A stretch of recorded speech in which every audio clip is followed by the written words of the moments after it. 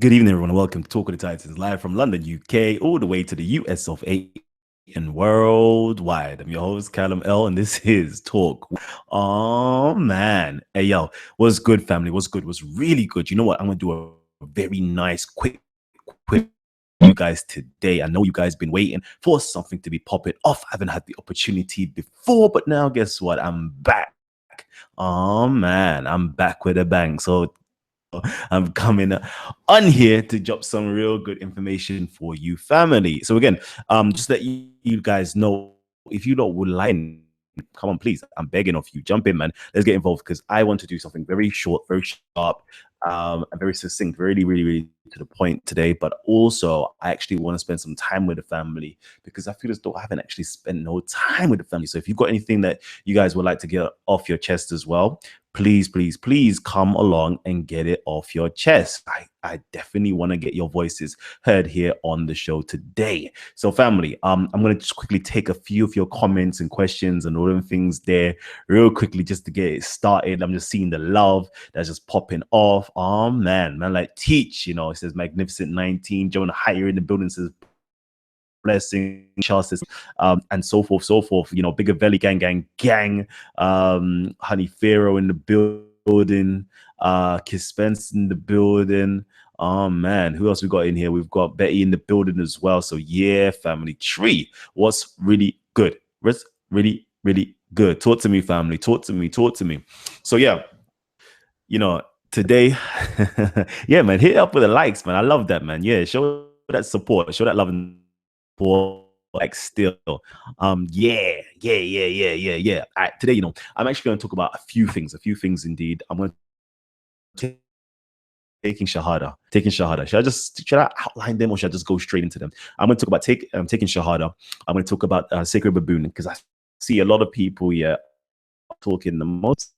Yeah, and I'm like, I don't understand what you lot are getting this wreck nonsense for, and you actually feel as though you're entitled to talk this wreck nonsense, and it's very confusing to me. It's very confusing to me, and at the same time, it's quite irritating at the same time. So definitely think I need to actually once and for all. So I shall do, because people be talking about, yes, you lot worship the sacred baboon. It was like, whew, where did you ever hear that from? I don't know where you're hearing your stories from. Somebody makes mention of something called sacred baboon, yeah, and you lot jump to something else because you lot have got some very slow-witted mind state. So that's something else. Then we're gonna jump into mystery systems as well because I definitely spoke to a few of my brothers and I want to actually discuss mystery systems and actually take you guys on a journey. But unfortunately, I won't be taking everybody on a journey. Many are called, but few are chosen.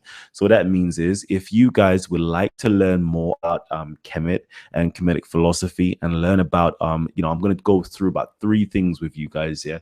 Kemetic philosophy, the Kemetic esoteric system, and then also the moral system as well. So if you want to get like how can I put it, a teaser into a temple school of education, we're going to do this via internet, we're going to do this via Google Hangouts, and we're going to give you guys practical applications that you can take away with so curriculum that you guys can follow as well. So yeah, all of those things there I'm going to try to drop today. And then also I want to briefly actually, there is a particular sacred number within inside of the Quran that most people who are part of, let's say, esoterical or spiritual side of Islam, that they know about that spiritual aspect of Islam. They know about a particular number 19, and don't understand what that number is all about. So I'm actually going to drop some little jewels for you guys. I know I shouldn't, because this is all like mystery school teachings, It's going to be more of like a mystery teaching. So if you're just on the base religious level, you're most probably not going to like it, and you're most probably not going to get it. I would assume. But if for those of you higher level of actually thinking and taking in information, I think you guys would actually like this show. Yeah, especially you guys who are into mysticism. I don't know, you guys who are into sacred schools or secret societies and things of that nature. You guys will actually have a little field there. Hopefully I can drop a nice amount of gems for you. So again, I'm actually going to just post up let me post up. Oh, I posted the link. So if anybody would like to join us, come in and join us. And we're going to go into a few things. Now, the first things that we're going to talk about is taking Shahada. And hopefully this taking Shahada will lead us into everything else. It will literally lead us into Sacred Baboon, mystery systems, Sacred Baboon, the number 19 in the Quran, and also mystery systems. Yeah, literally. That's good. I don't know how it's gonna actually tie in, but it will tie. I know it's gonna be, but hopefully you guys are here with me for the long run. So you know, I hear a lot of stuff at Speaker's Corner. I don't even want to speak on the negatives. Let me actually speak on the quick positives. Yeah, shouts to my brother Anwar. Salute to my brother Anwar. He held me down still. So that's my Salafi Muslims. Yeah, if you for you guys who is, yeah, he's big in the game. He rolls with my brother Shamsi as well. Like those brothers there, yeah. I know some of you guys don't like Salafi brothers, yeah, but I'm gonna be real with you, yeah. Like I rep these particular brothers because they're real to the core. You know what I mean? They're like, if I ask them about something, yeah, like literally, I ask them about a particular, and literally the very next week, Anwar, like I'm looking at the prices of his books, yeah, I'm seeing the prices of his books, and his books are very dear to his heart. You know the way he's there. And my man gave me 2 of his books, literally from his library, from his own private collection, from his own private stock, yeah, his own hard-earned cash gotten books, yeah, and literally handed them over to me at Speaker's Corner on Sunday, yeah, and say, yo, digest that. There's no jollof rice on it, yeah, but digest it and drop it back to me. I was like, I salute. So that man there, I have to show my respect for, like, anyway. So love and respect for my brother Anwar. Salute to you, King, for doing your thing. Very, very good you. That's right, Bigger Veddy. He's a very good you. And then also, it was a very as well, yeah. Because sometimes, yeah, we have these very aggressive, very, I don't want to say violent as in literally violent conversations, but we have those very angst conversations or discussions with people. You just really like, you're generally asking a question to kind of get some feedback, and people are really trying to, like, they're in fight mode. And I'm like, oh man, I could just have a conversation. And I had a brother, you know what? Forgive me for not having his name right. I believe his name might be Nazim, still very elder gentleman, very elder gentleman. He might be, he's very older. He's an older gentleman, long bit. I like, that's not even going to help you guys. But I believe, we had a very beautiful conversation. Yeah. Very beautiful conversation. He was literally like, Cal, this is what's gonna, like, what you're saying, this is gonna help you in that light.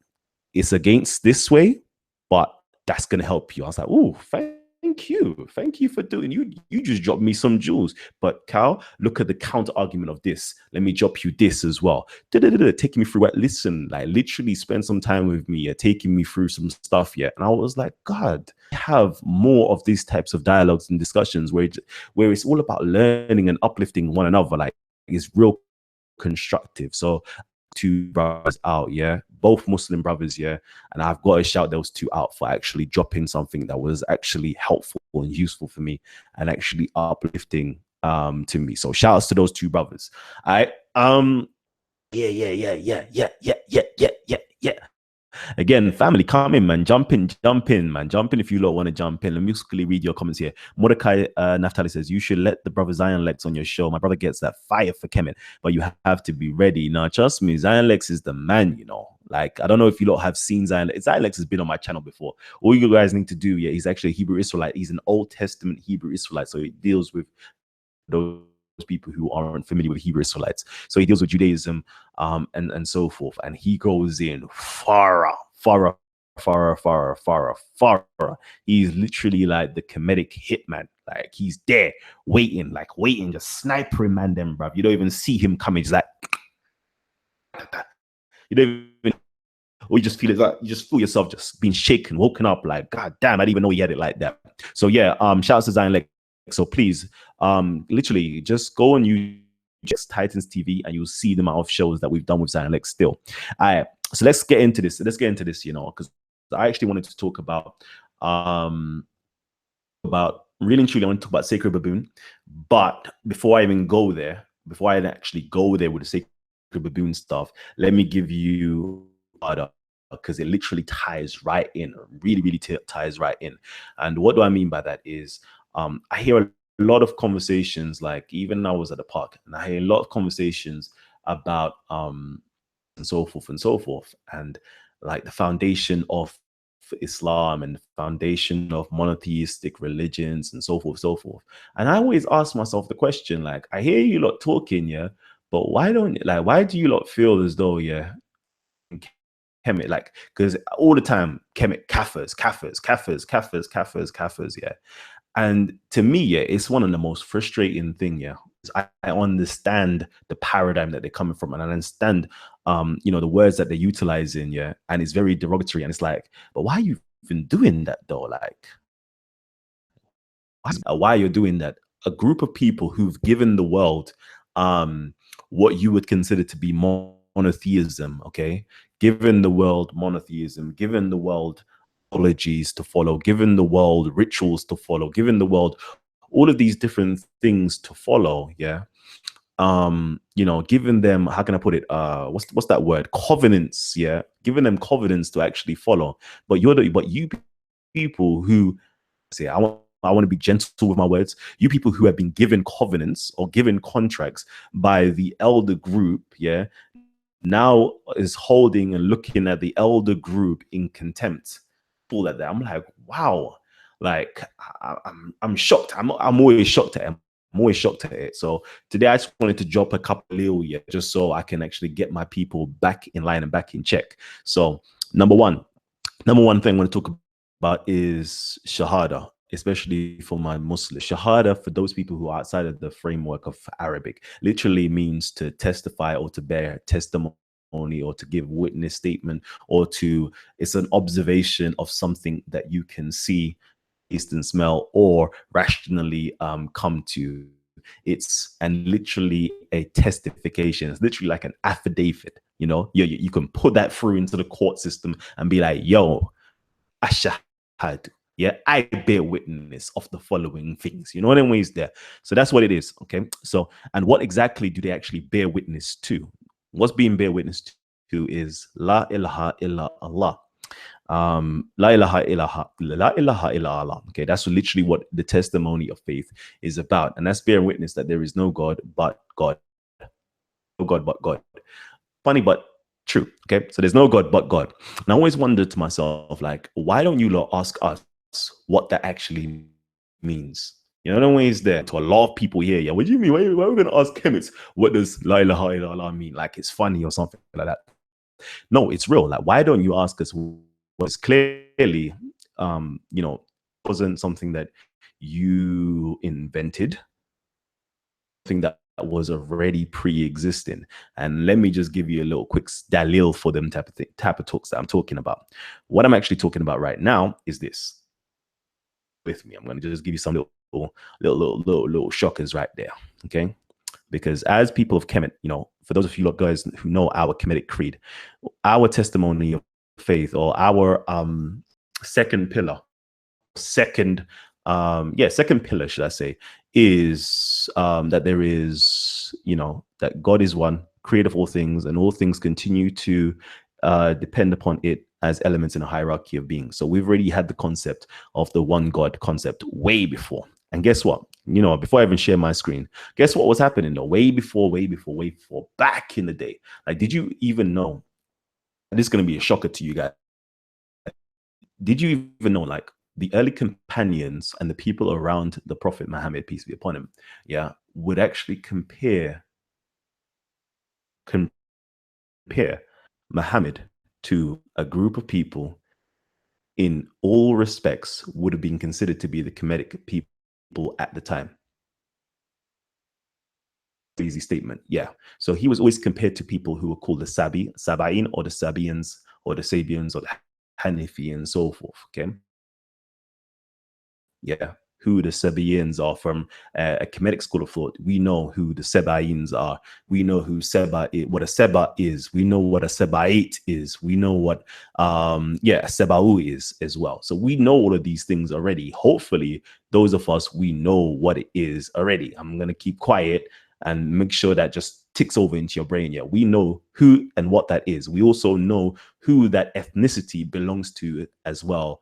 For those of us and who the Sabians or the Sabaeans were in South Arabia, in Iraq, in Syria, and so forth, and so forth, and so forth, and so forth. Yeah, we know who these people are already. So the Prophet Muhammad was always compared to these groups of people called the Sabians. Why was he compared to these groups of people?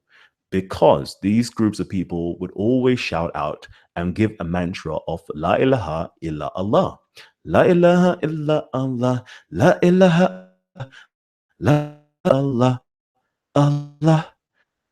You know them ways there. You know ways there. My Sufi brothers will be going wild right now. Like, bro, you know about them Sufi chants there. Um, right now is this. So we as Sabians, or we as Kemetic or Hanifi people, I'm going to want you guys actually to go and research who the Sabians are. I'm going to say these talks here, but I want you guys to actually go away and do the research yourselves. Yeah, so you can come to a firm, can sometimes give you a little bit too much. I'm just literally breastfeeding you guys. You know, the ways they like take that, go and open up your mouth. Like, no. You don't need to go back and do your research from now onwards, you know. So, but real quickly, let me just substantiate what I'm saying, because I have to substantiate what I'm saying all the time. So, let me see. Where should I go? I should go here. Let me drop a little something here. All right, cool. So if you go into your own text and so forth, if you go and check up, Tabari actually has a good compilation of existing texts relating to the Sabians. Okay, but in there it talks about the Sabians saying their religion is a religion to itself, and they live near Mosul and believe in one God. He also wrote that they have no prophets, no main beliefs is there is no God but God. He also remarked that the Sabians did not believe in the Prophet Muhammad, yet the polytheists, yet the polytheists were known to say the prophets and his companions, these are the Sabians. To them, okay.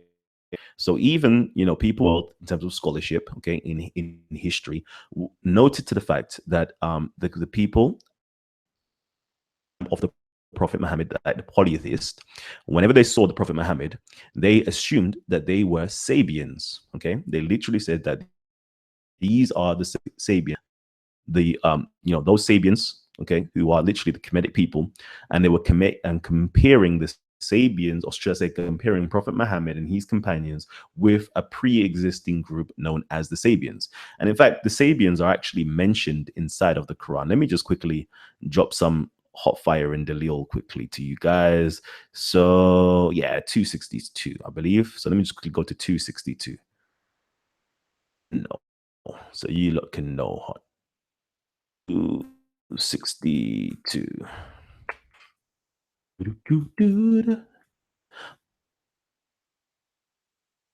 Here we go.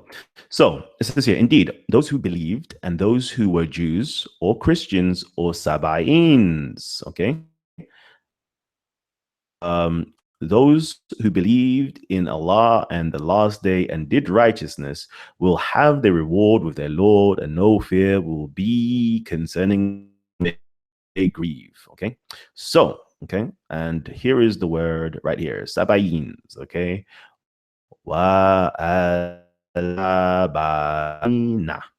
so these people, the Sabaeans, in the Quran is saying literally, like, the Jews who believe, those who have faith, and those who were the Jews and Christians and Sabians. What does it say? Or does it say or? I could see pure wa, but it's saying or.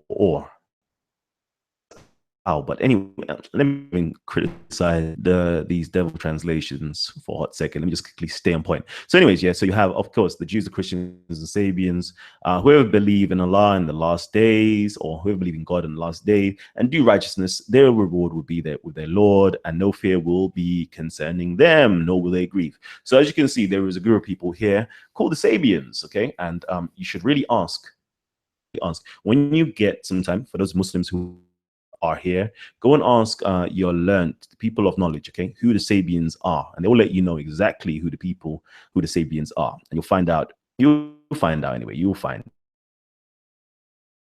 out, okay? Otherwise, you can go onto this website here. This website is pretty good. In the name of Allah.org, and it's got Sabians, etc. And there's a nice little brief filing off the Sabians and so forth. So Abdullah ibn Abbas actually talks about them. The religion of the Sabians is a sect of Christianity, he says. He believed in prophets and prayed 5 times a day. Zayd ibn Abi says the Sabians have no distinctive religion, and somewhere between Judaism and Sabians were between Judaism and Magianisms. Okay, they don't quite know what the Sabians are. They read the Zabur and pray in the direction of the Qibla. He also wrote that the Sabians' religion resembled the Magians and worshipped angels. Okay, the Sabians believe that there is no God but God, and they do not have a canonical law. So this is very interesting, indeed. Very, very. So someone says here, the Sabians worshipped angels, read Zabur, prayer 5 ritual prayers, an additional. Okay, so we're going to talk about some of this in a little while, though. We're going to talk about some of this in a little while. So we can see that a lot of that Islam has, I'm going to be nice and not say adopted, a lot of the customs that Islam actually has, a precedence, okay, has a precedence. What I mean by a precedence, meaning that it actually was before. What do I mean? There is, the concept of La ilaha illallah was there before the religion as taught by the Prophet Muhammad, with a group of people called the Sabians. The concept of actually having knowledge of angels was pre-existing with the Sabians. Also talks about having knowledge of Allah, having knowledge of what's the word again? The Zabur. For those of you guys who actually study and know the Zabur is the Psalms, you know that the Psalms has a lot of how can I put it? Borrowings, should I say, a lot of borrowings from ancient Egyptian literature. Okay, there is loads of songs within songs of Psalms that is directly borrowed from ancient Egyptian literature itself, and the biblical scholars don't hide it. They'll tell you, yes, it's true. Okay, so you have the 5 daily prayers as well, which the ancient Egyptians were doing already. There was the 3 during the day, there was the 4th in the evening, and there was an extra one between Maghrib and Zuhr, which will be Asr. Okay, that's the 5th one that sometimes will take place. And also the evening one is something that was a special prayer as well. But so the concept of 5 times a day established amongst these groups of people. Okay, already established amongst these groups of people. It was nothing new. Okay, nothing new. Muhammad was being compared. I'm not saying this. Okay, let me just put it out there. I'm not even saying this. Okay, who is saying this? Your Islamic scholars actually telling you this, that there was a group of things before, and Muhammad were being compared, or was being compared to these groups of people. And when you go and do your study, you will find out that these groups of people were considered to be Kemetics. They followed a particular prophet or particular sage or particular entity known by the name of Hermes or Idris. Okay, that was their particular prophet. And for those of you guys who know, follow Hermes, okay, or we listen to the teachings of Hermes, and that's how we're going to teaching us in a little while. Okay, so Islam has a lot of correlations. I'm gonna abscond from, but it's gonna be that real. You're gonna find out that a lot of it, okay, is borrowed from the ancient teachings. Okay, and it was adapted to fit into an environment to bring in other people in. But I'm not even going to go there today. I'm going to keep that quiet, and then we'll talk about something else. So, number 1, I just wanted to get that off my chest real quickly, because you guys talking about this La ilaha illallah, and yes, we know Tawheed and and so forth and so forth. And I'm just looking at you guys here, thinking like, you lot don't even have a clue, you know. You lot really don't have a clue. Let's not get it twisted, of course. The Bible also has, or the Old Testament, should I say, also has the same concept of La ilaha illallah inside of it as well. It also has the very much so has the same concept inside. So I'm not going to take that away from the Bible as well. But I'm just thinking to myself, like, you lot don't even have a clue. Like, you're so quick to call other people kafirs, yeah, but realize you don't even realize the realness of your religion. You want to teach other people tawheed, yeah, but the people who had tawheed before you and who invented it and who created it and who molded it and who has all the mysteries and the secret teachings of what it truly means to have tawheed, or what it truly means to say la ilaha illallah, you want to look down upon them and call them all different types of names, and you want to call us pagans and all these things here. And I'm like laughing at you guys, because you know what? The Christians and the Jews did exactly the same thing. So there's nothing new. There's nothing new. And why I laugh as well, because you lot say, your prophet Abraham, he was neither a Jew or a Christian, but he was a Hanif.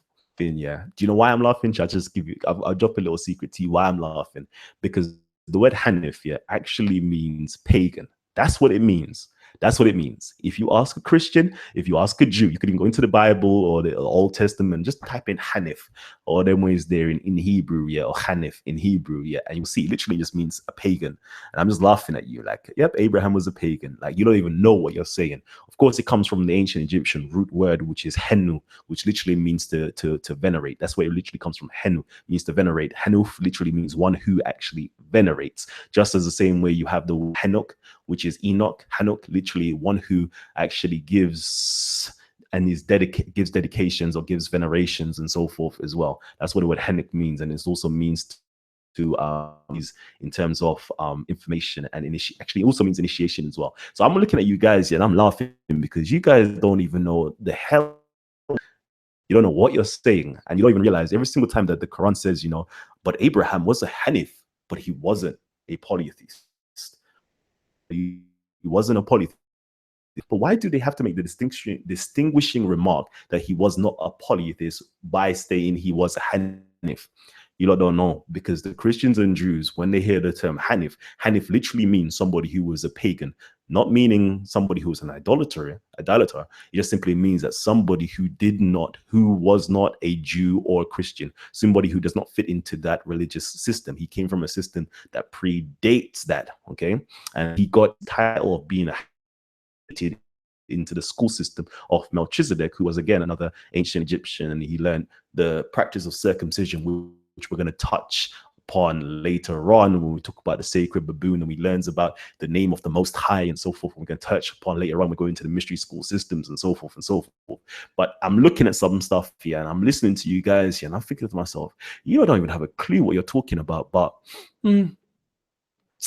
okay. I'm not even really trying to cast no pearls to swines in it. Like, anyways, they're like, continue to talk your crap. But today I'm actually going to just drop a few little to those people who are actually fully interested in learning more about the mystery systems and learning more about Kemet, so to speak, and that mystery system and how it also ties into Jewish and the Christianic mystery systems and also the Islamic mystery systems. It's all there is the ground level of things. There's the ground level, surface level sees, which is religion, dogma. But behind the ground level, there is also esoteric teachings or sacred systems behind that. And today we will be just gently touching upon it. Hopefully, a few of you guys are going to be really interested. And then we're going to give little private lessons based upon the philosophy, esotericism, and the moral teachings as well. So we're going to drop all of those three things a little bit later on. So anyways, let me just quickly jump in. Where were we? Okay. See, when you don't have your medicine man, you could bounce off, I ain't got nobody to bounce off today. So it's a bit weird. Real quickly, let me just check the comment section. So any guys got any quick comments? The people that came from pagan worship, you're right, not he wasn't. I care less on the Quran says, and people can't find the word Hanif in the Old Testament. How about the big home? Again, I'm not going to do work for you today. Usually I'll be like, okay, let me just quickly show you and then shut you up. But I'm not even going to do your work today. I'm actually going to ask you to do your research and find out and drop it in the comment section after you do. Is that easy? Again, I'm actually going to drop the link, yeah, people, you know. I'm just talking to myself right about now. I'm not hearing anybody breathing in the background like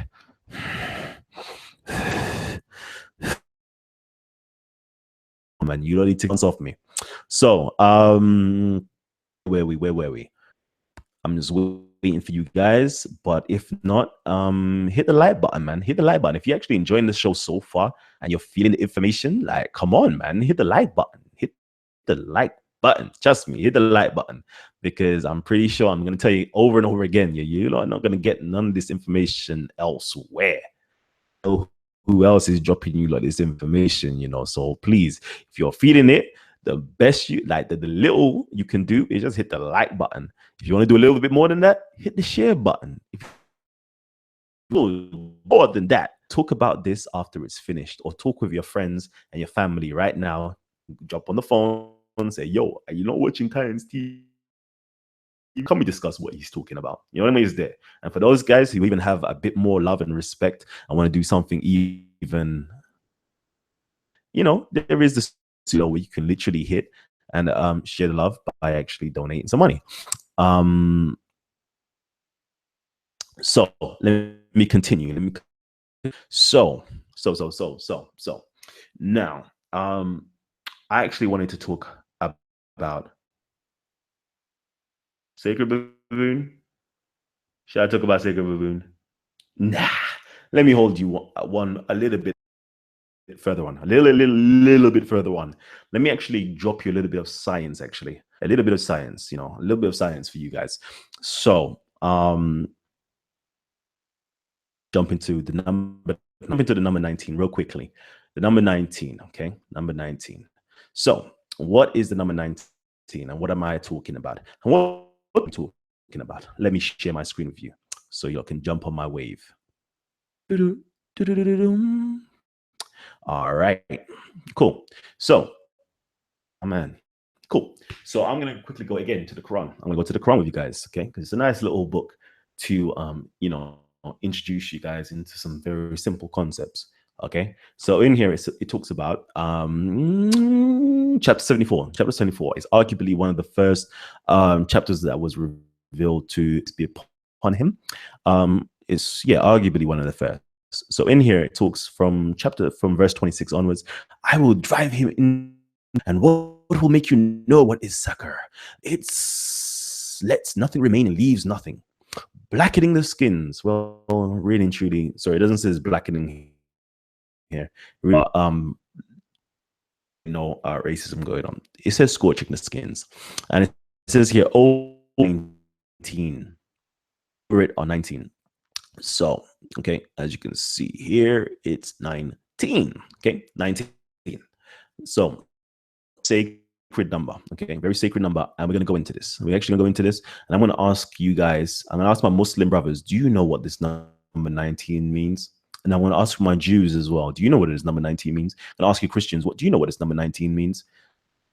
And it says here, and we have not made, and we the keepers of the fire except angels. Okay, so the angels are supposedly the keeper of the fire, and we have not made a number except as a trial for those who disbelieve, that those who are given the scripture will be convinced, and those who have believed will increase in faith, and those who were given the scripture and the believers will not doubt, and that those in whose heart is hypocrisy and disbelievers will say, what does Allah intend by this as an example?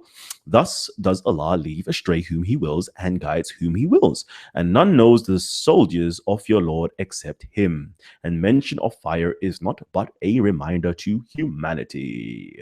Excellent. So I want to know, anybody here understand what this is talking about at all? I'm actually going to check the video just to see if any of you guys know what this is about.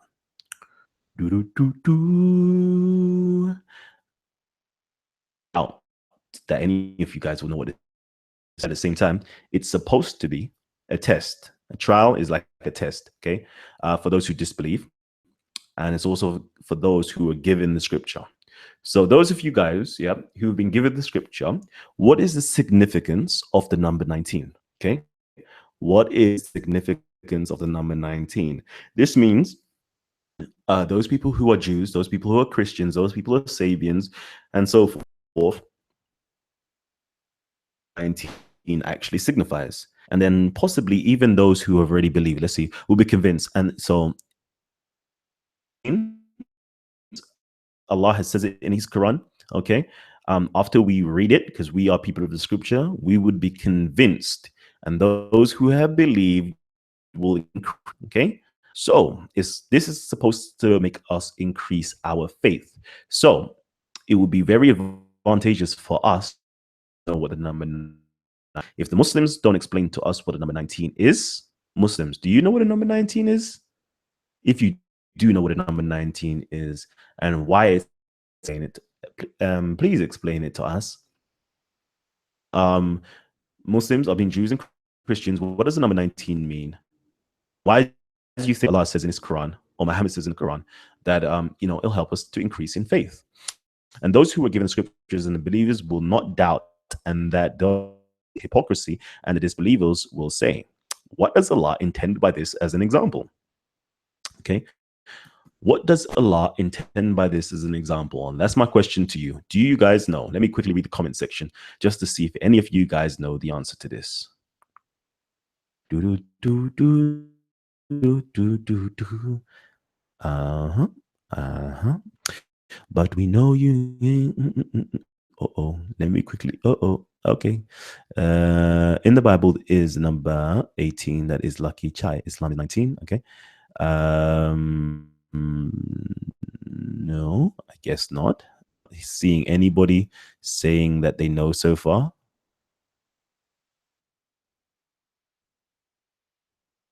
Wahid. Nope. Okay. So I guess none of you guys know. Come on, man. Come on. We must have something there. Okay. All right. Fair enough. Fair enough. We don't. All right. That's very strange. That's very, very strange. Why don't we have anybody that knows this answer? Like, why am I here by myself? Hold on. No, no, no, no, no, no. Let me just make sure because I'm talking to myself, man. Come on, family. Jump in with me, man.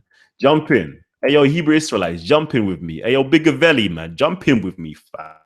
I'm here talking with myself and nobody ain't giving me no answers at all. I'm here reading the comment section. Nobody can give me no answers for no reason.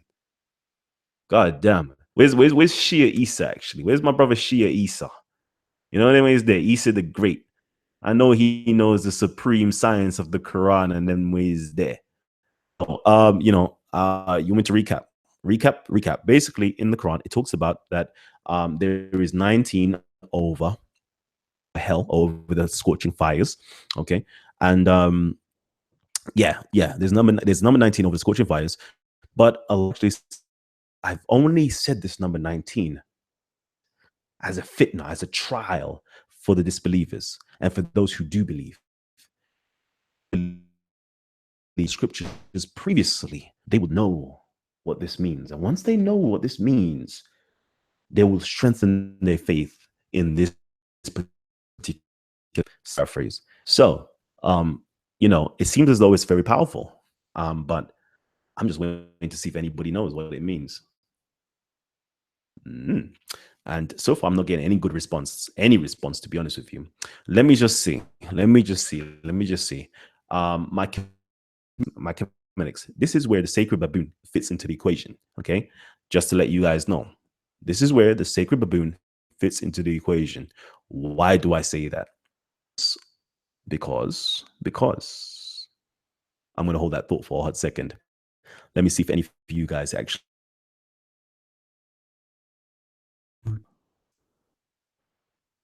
I'm waiting. I'm actually typing in actually. To give you guys some imagery.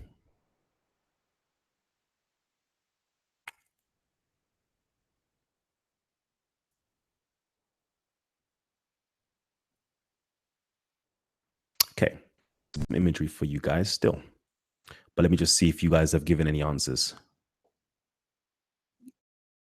Okay.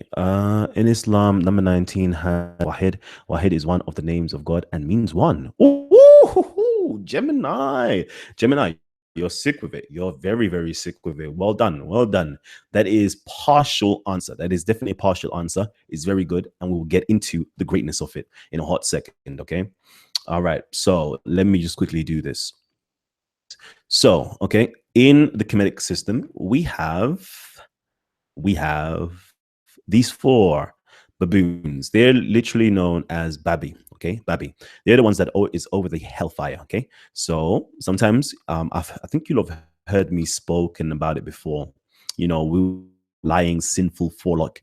Okay, and then I literally show you guys the image of a pharaoh, basically outside of a temple. He's literally holding basically the enemies of the ancient Egyptian civilization. Those people who were rebellious and about to chop off their necks. About to chop off their necks. And after they chop off their necks, he sends or he literally dashes their body, or it gets sent into the hellfire. Okay, the hellfire. And these four baboons are literally over the hellfire.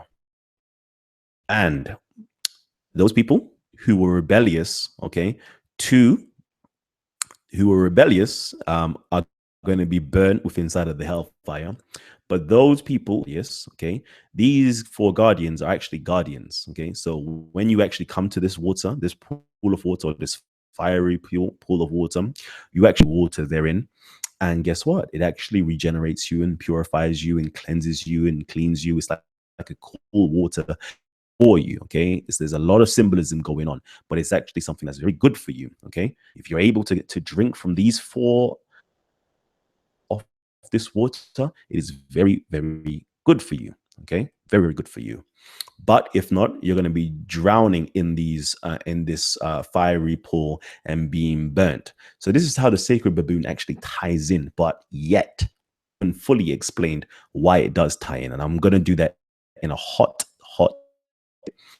very hot second. My brother, what's his name? My brother, Gemini, you dropped a very, very positive gem. You actually talk about the abjad. Okay, this is something that's known within inside of the Hebraic schools of thought or Kabbalistic school of thoughts as gematria. By using words, we can figure out the numerical value attached to those words based upon the abjad or based upon the letter. Every single letter holds a numerical value.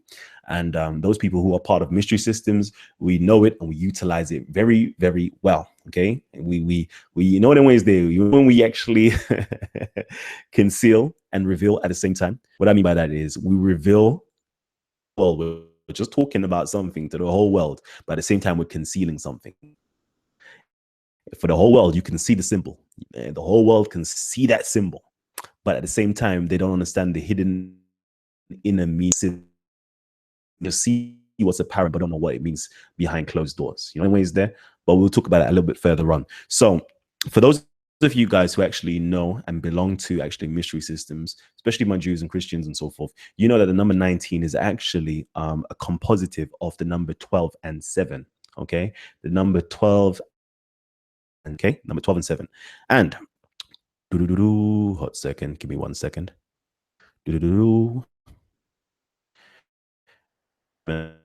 Is actually okay. And real quickly, for those of you guys who actually know why, outside, I should say, on top of every mosque, you usually see the moon, right? You usually see the moon, but sometimes you'll even see, okay, on top of the mosque and other places, and especially with inside of sacred school systems, you usually see the star, which is really representative of the sun, and the these are the two symbols that you usually see.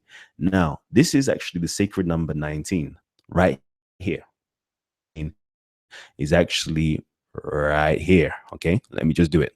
Let me just do star and crescent. I'm sorry, I might even get into trouble. You know what? You know when you're part of certain mystery systems and you're not supposed to reveal certain things to the profane world, but you're just doing it anyway. We'll find out the repercussions. So yeah, see right here, you have the star and you have the crescent. Now, this star and crescent actually adds up to the numerical value of 19. The guardian and protector of the sacred number 19. And guess what? Kalam is a sacred baboon. And I'll make you understand what a sacred baboon is later on. Okay. Sacred baboon is literally, as you can see in a hot second, right here.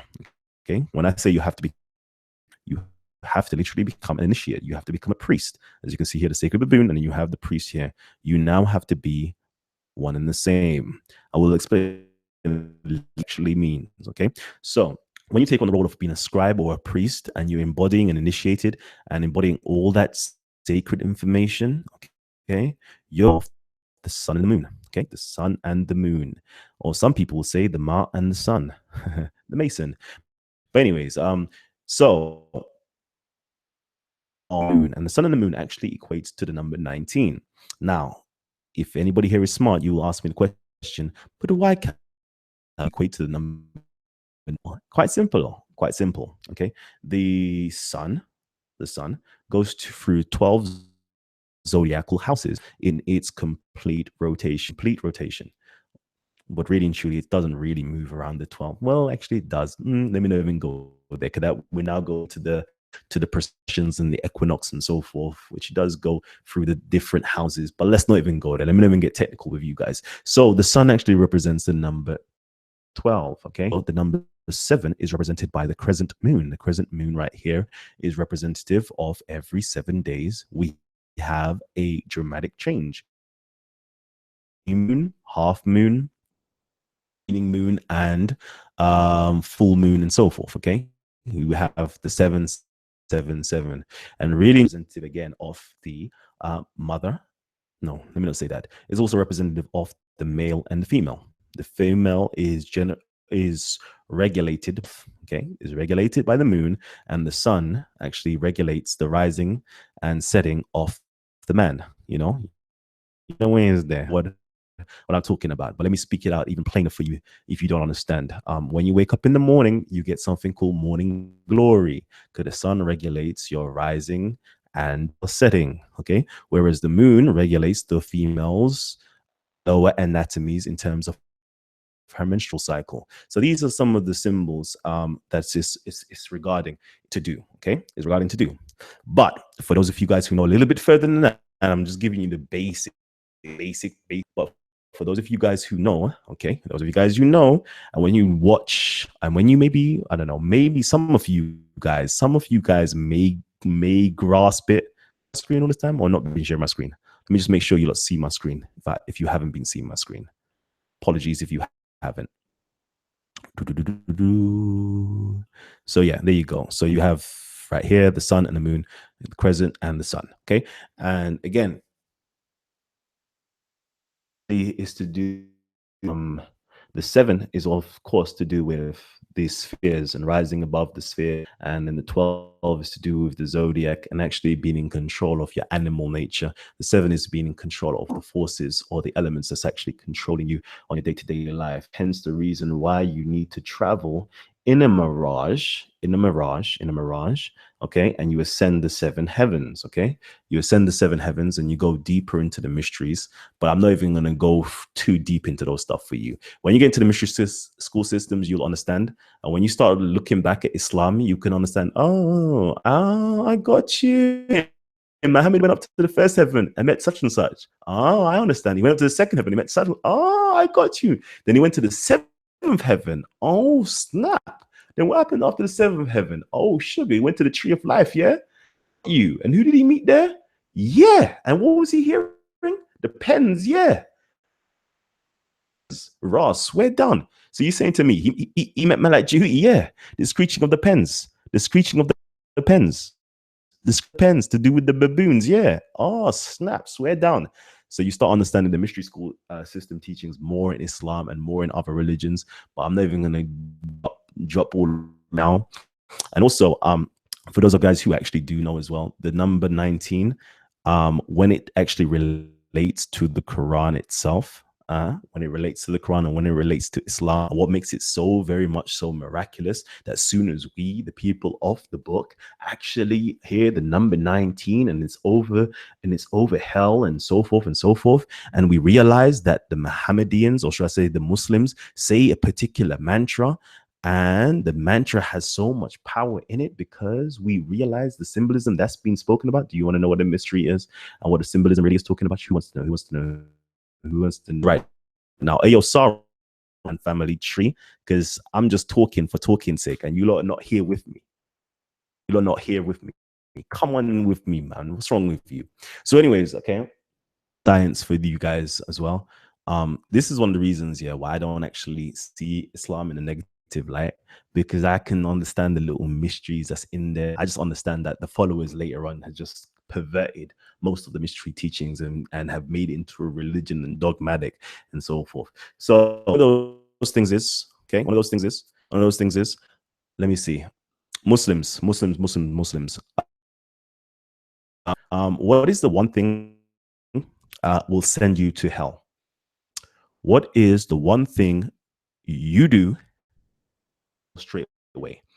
And supposedly, I'm not saying this is the truth, but supposedly Allah does not forgive. Let's see if you lot can catch it. Let's see. I'm waiting, I'm waiting. Muslims, let me know. What is the one thing that Allah does not forgive? And what's the one thing that will incur the wrath?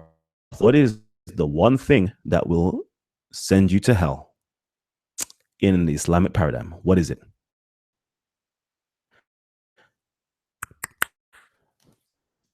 Oh man. Man. God damn.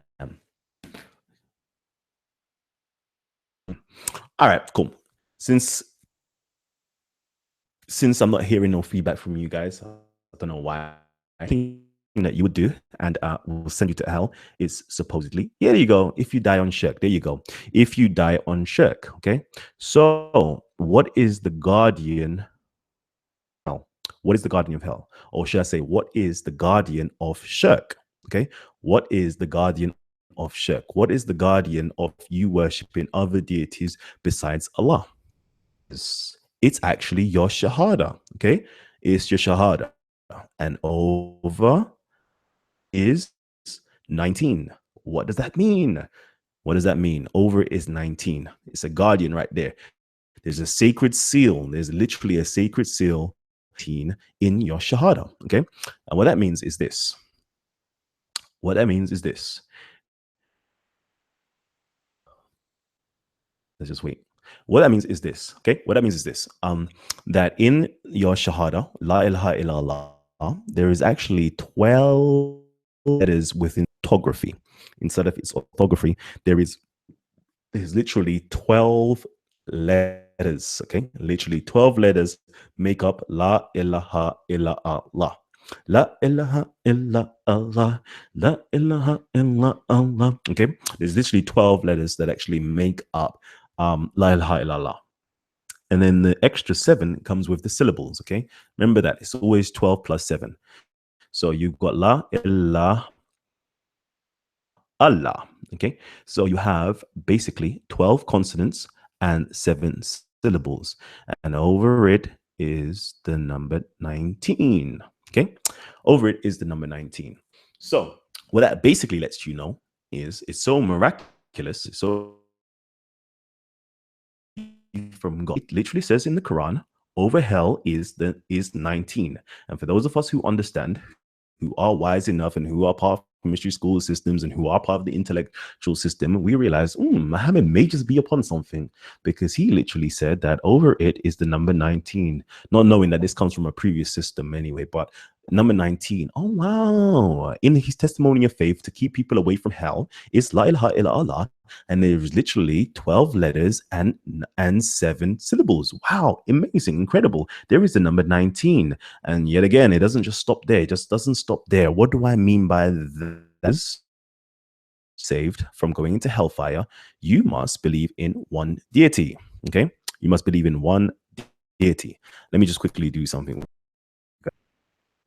Okay,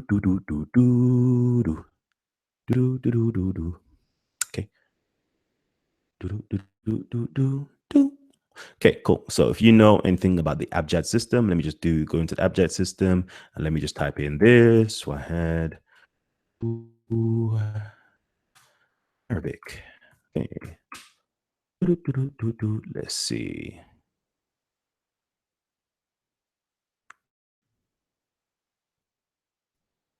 Mm, okay, come back. Let's do this. Okay, cool. So out here, okay, right about here, we have the whole concept of La ilaha illa Allah, okay, is the concept of one, okay, is the concept of oneness, God, Tawheed, oneness of God, okay.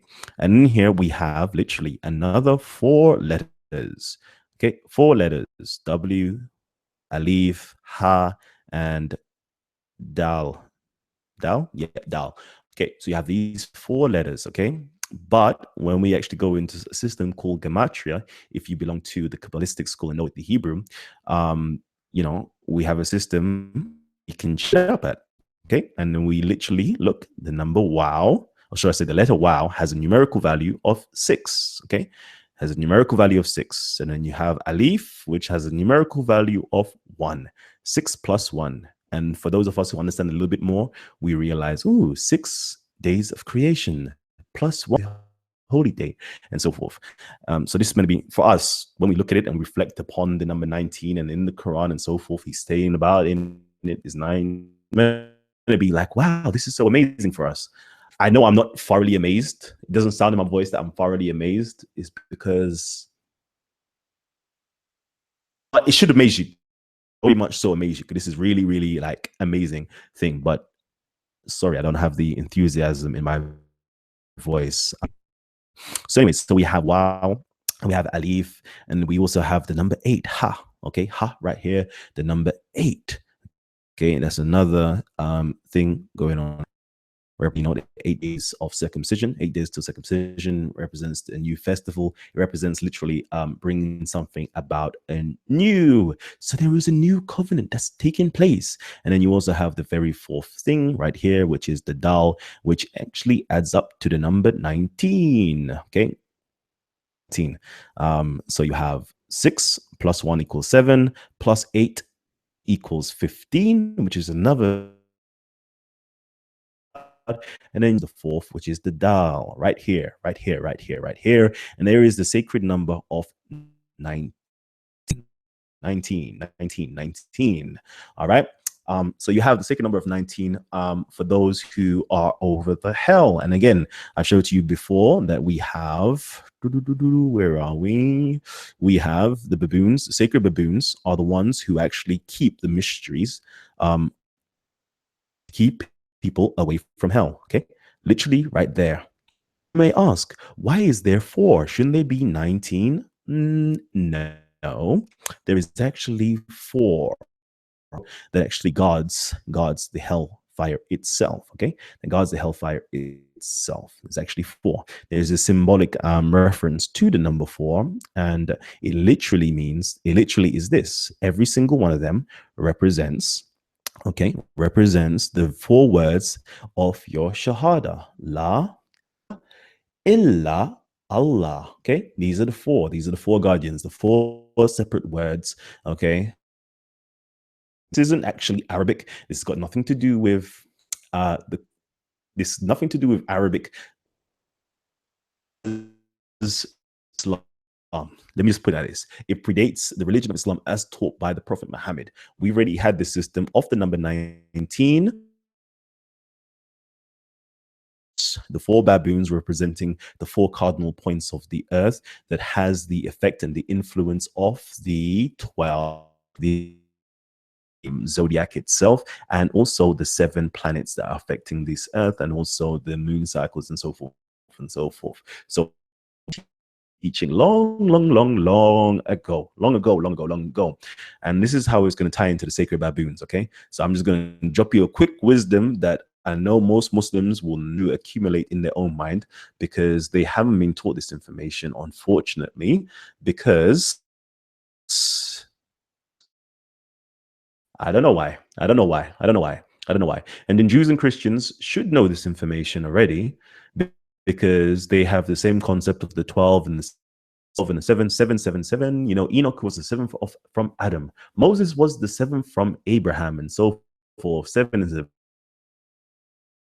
very, and also you can always find the number 12. Okay, 12, which is 12 tribes of Israel, the 12 tribes of Ishmael, 12 disciples of Jesus, and so forth and so forth and so forth. There's always the number 12 there and the number 7, and they're always together. So that's really the secret and hidden meaning behind this particular chapter, where it talks about, and over them are the number 19. Number 19.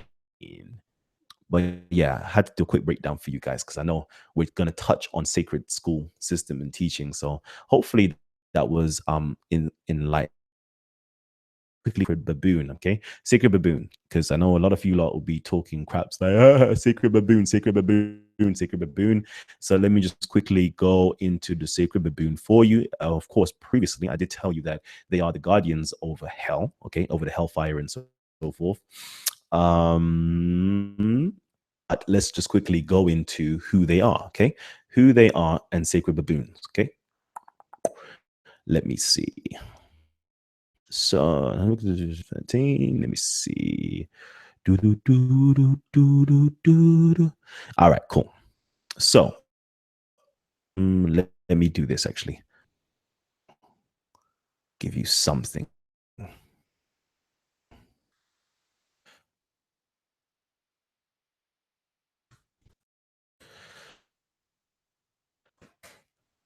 Exam, man. Where's my comedic app? Oh, that's I spelled. Of course, I spelled his name wrong. Apollo hieroglyphica. Nah, yeah. Apollo hieroglyphica. Let me just do this. Hieroglyphica.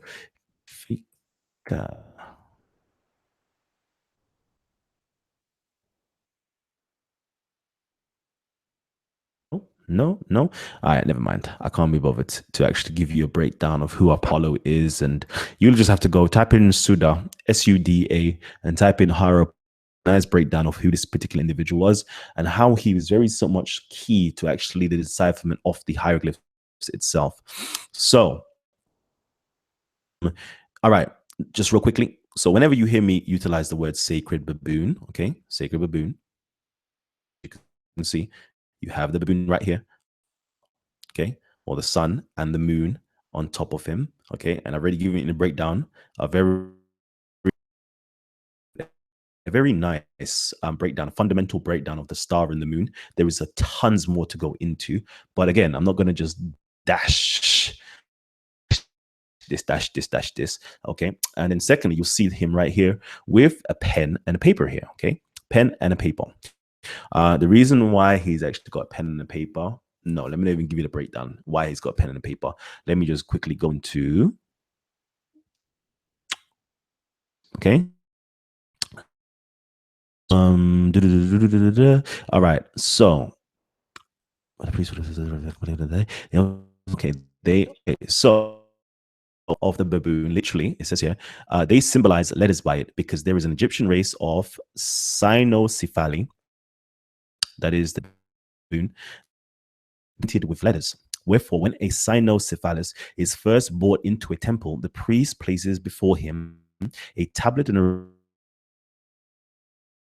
the tribe that is acquainted with letters, and whether it writes. The animal is moreover consecrated to Hermes, that they denote by it a priest, because by nature the cynocephalus does not eat fish, nor like any food that is fishy, like the priest uncircumcised, which circumcision the priest also adopts, and they denote by it anger, and so forth. Okay, so right here, just wanted to give it to you.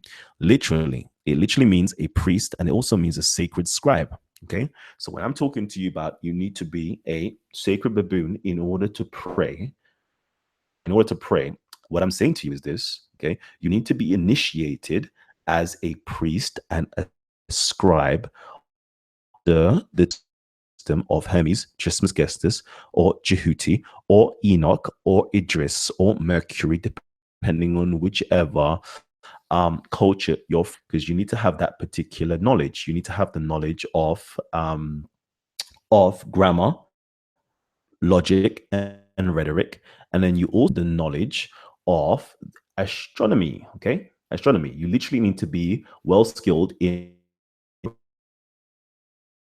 arts. Okay, it truly means by being a sacred baboon. There's also the sacred jackal, or the sacred jackal, and again, where you get the word seba from as well.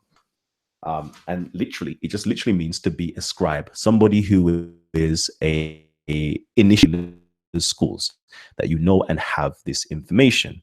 But it also further actually means other things, because it also denotes things such as anger, anger, anger. Should I go into swimming and then number 8? Nah, let me not even go into that. So it also actually depicts anger as well. Those of you guys who belong to free, okay, you may know about something called a rough.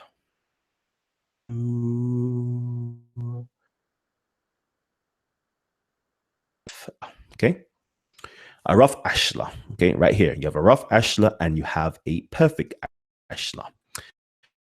That make to you guys as well by bringing up.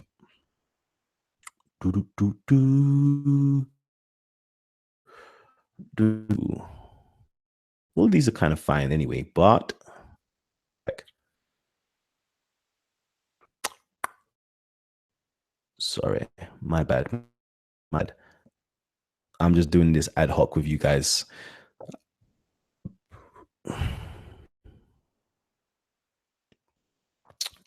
What's a nice one? What's a nice image? You know what? Where's that image? I like this image, to be honest with you. This image here. So you have something called a rough ashla, which is basically a rough. When you enter into sacred school systems, you enter rough and ready. Okay, rough and ready to be chiseled into anything that you or should be chiseled into, should I say. But when you enter into a priest system or initiate system, angry, untamed baboon. But by the end of schooling system, you become a perfect ashla, a very perfect rock, a very perfect squared off human being. Circumscribe all of your passions, you square all of your desires, something along those lines anyway. All right. So that's what you basically do. Once you come in rough, ready to go. Once you leave nice and squared. Okay, it's the same thing with inside of the Kemetic school system. You come in very rough, okay, but you leave. Look at you. Look at your stance. Look at your stance. Look how symmetrical you will be. Look how well poised you will be. Okay, baboons, they're really like, they're ready to just fight, man, bro. Trust me, they're on their job, G. They're actually on.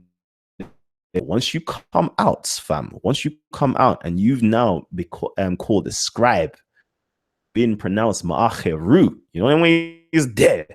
Ma'acher voice. True voice, yeah, true voice. I was going to show you scribe it again. So all scribes go through that process here of going through the school of being a jackal. The jackal again is like a dog, like a dog. See, again, they are very rough. Okay, they like all types of madness here. But once you get trained, there you go. That's the nice image I'm looking for. A scribe at the feet of Thoth as a baboon with lunar disc and so forth. Okay, so once you get trained, you know, you get trained just well, symmetrical, very much so poised, very much so ready to write and to do the will of your creator on a very much so on a day-to-day basis. Okay, on a day-to-day basis, you'll be able and ready to do that. So that is what a sacred baboon literally means. Okay, very basic level. I'm not even going to go into too much detail than that. Let me just quickly see. Let me see. Taking Shahada, sacred baboon, mystery scene. Yeah, that's it. That's it. That's it. Unless you don't got any more questions. Okay. If you got any more questions, drop them. And if you don't want to come in the building. God damn. Let's see. Yeah. That was it, That was it, family. So that was it right there. See, I'm talking to myself. I don't like talking to myself. Where's the rest of the family at? Think, yeah, and you lot ain't even no. What's wrong with you guys? Got me up here by myself. 85 people just tuned in live, not even hitting the like button to let me know that yeah, I'm in here. Not even commenting to let me know that you lot are on this thing. What are you saying? All right. And they were laughing out loud. Yeah. So yeah, that was that basically. I'm gonna end it right there in terms of that type of information. Hopefully, you lot kind of gauged more of what I'm talking about in terms of a sacred gauge more about Shahada. Okay, Shahada, which is really and truly a Kemetic principle of cool. It's bearing witness of some knowledge over something. And once you have knowledge over the very first principle within inside of the Kemetic creed itself, which is God is one and is creator of all things, and all things depend upon elements in hierarchy of beings, you will fully understand the universe. You will literally know thyself, know the universe, and you will know the divine principle. Is all encompassed in that, which Muslims have as a Shahada, but they don't really fully understand it because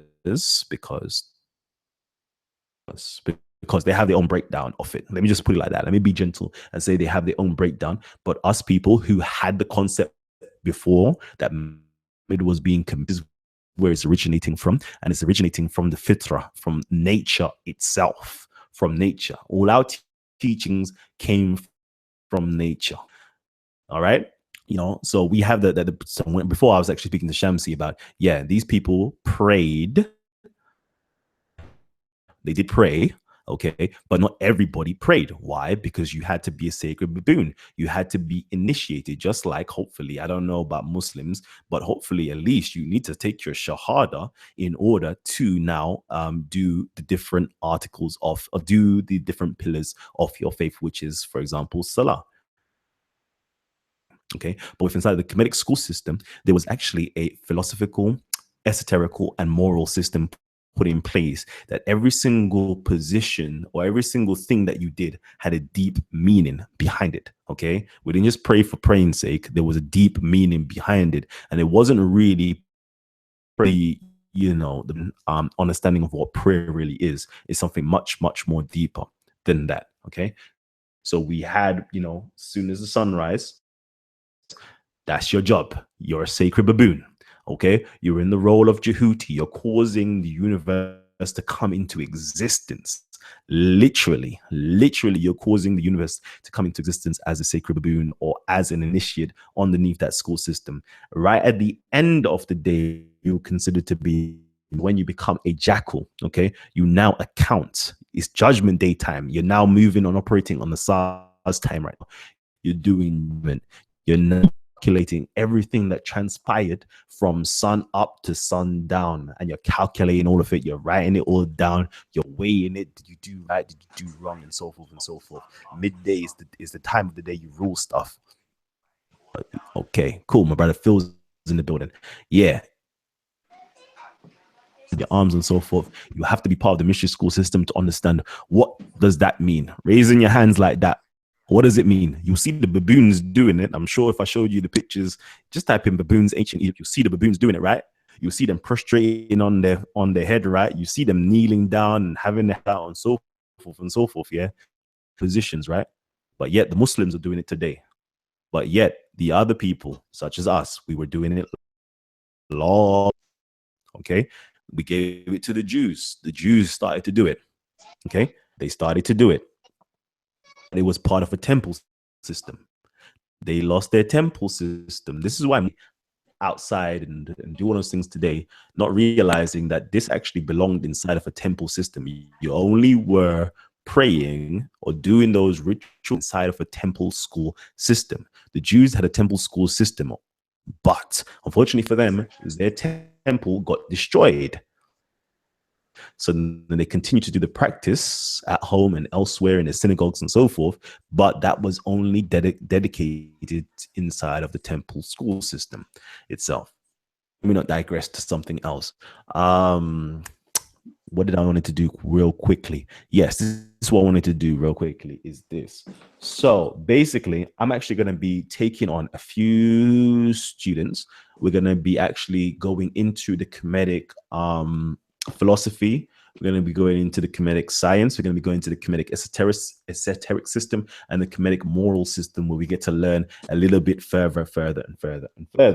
But before I need to say, before we actually go into those things, we need to have these two books at least, bare minimum. Okay.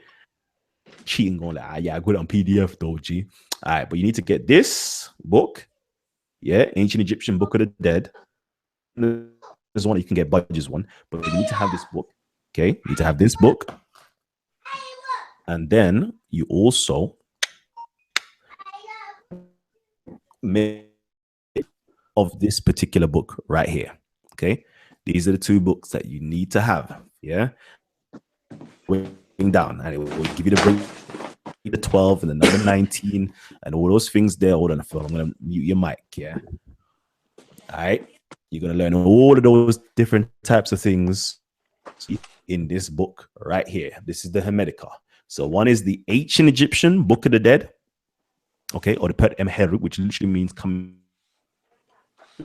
into consciousness, or coming from darkness into light or into consciousness. Okay, this will give you the book, Ancient Egyptian Book of the Dead. That'll give you your cave experience right there. Cave experience, yeah, where you were in darkness. Yeah, if I'm coming from a Jesus story, yeah, if I'm coming from a Jesus story, yeah, that stone will be rolled away from your sepulcher, or rolled away, and then the light will come shining straight into you, and then you'll get that knowledge. If we're going into the Muhammad side story, you will be in your cave, and then I'll appear to you, and it will give you that information. If you're coming from a Moses or Judaic school of thought, you'll be on that mountain, and that burning bush or that burning light will now be shining forth into you. Okay, so all of those different types of schools there about. Okay, for those of you guys who have traveled through the Royal Arch, yeah, and you've been hoodwinked, yeah, and now you've been, that blinding shine into your face, and you're being told to read something out afterwards. Y'all know what I'm talking about, right? So books I need you to buy, okay? And literally everything that I've spoken about, killer one here, like literally the first page, yeah, like this, for the first chapter has like seven pages, yeah, and all what I've talked about today, actually in there in a condensed form. So go there, purchase those two books, yeah, and then we can have our study sessions, and we can go into a lot of things such as the meditation, such as the trivium. We can go into things such as the ancient Egyptian language, the symbolism, reading symbolism, whether it's the Bible, the Torah, they're all filled with it, and they're all part of the mystery school systems as well. So we'll go into a whole list of stuff. All I need you guys to do is holler at me on the sly, or holler at me in the inbox, or holler at me on the end of this YouTube video, and we're gonna set up some study sessions, and we'll go into the real information. Yo, this on TV, and drop all your quick comments right now, because we're gonna shut down the show in a hot second. King. Yeah, greetings, everyone. Greetings. Just here to listen and soak up all the knowledge.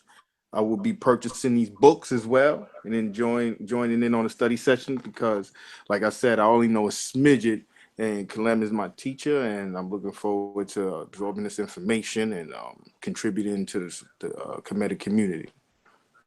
Oh man, I love. You know what I'm hearing? He has flown all the way from NYC to come and greet me, but I haven't picked it up yet. I'm gonna say nothing. Yeah, let's say Wednesday come, Wednesday come, y'all gonna be seeing me rocking something fresh. Drop it then. I'll drop it then. I still think I gotta get you a customized one. That was right in front of Sarah. When I told him who I was donating it to and things of that nature, he donated that one. He said because Sarah saw me, give the man the payment too for his hat, and the guy said, "Yo, Phil, off the strength, here's another hat I'm donating." So I said, okay, I'm gonna give this to Kalam, even though I feel that he should have designed his own to reflect his personality and his heightened level of awareness. So I still want to do that. So I forwarded you the guy's information as far as the whole catalog. So I would still like you to get on that. That was just probably something for Titans TV or something. You could put that in the back next to your YouTube award or something. You know what I'm saying? You put that in the back. You know what I'm saying? But I do need one for you. You know what I'm saying? If you want the Eye of Horus, if you want the Nubis, if you want, you know what I'm saying? A lot of these other guys, so, like I said, I want something with your personality. So you still customize it. Therefore, man, can't wait for that still. But yeah, my brother, we're gonna get it in right now. I'm gonna shut it down. I want to see what everybody's saying. All right, so what I'm gonna do right now is drop the link, okay, for the last time. Drop the link. So we're gonna shut down the show literally now. If you want to jump in right now and be involved with the after show discussions, jump in. Show down. Hopefully tomorrow. Let me think. What show shall we do? Touch on some Christianity. Yeah, maybe. Let me know. If you don't want to touch on some Christianity, we could touch on some Christianity. So tomorrow we're going to touch on some Christianity, and for everybody else who's involved and who already have their books, if they have their books already, yeah, actually, I'm gonna do a show on the IFA system. So I hear you saying, yeah, I'm gonna do a show on the IFA system. I've been bad. So I've spoken to my personal Babalawe,